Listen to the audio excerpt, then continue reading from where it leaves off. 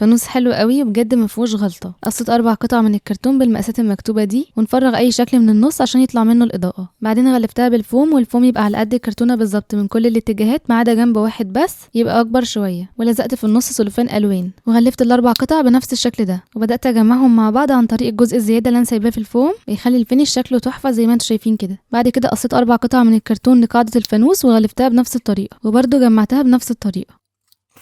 ودي مقاسات الجزء بتاع راس الفانوس، عملت معاها نفس الخطوات كلها، بس الجزء الصغير اللي فوق ده هنقفله بكرتونه صغيره على قده، ونداري الحرف ده باي حاجه كده، شريط من الفوم مثلا. وعملت تعليقه الفانوس بالفوم برضو، قصيت قطعه من الفوم وتنيتها على بعض عشان تبقى متينه اكتر، وبعدين لزقتها في بعض، ونلف على الجزء اللي تحت ده فوم بلون مختلف، وبس كده نلزقها في الجزء بتاع راس الفانوس.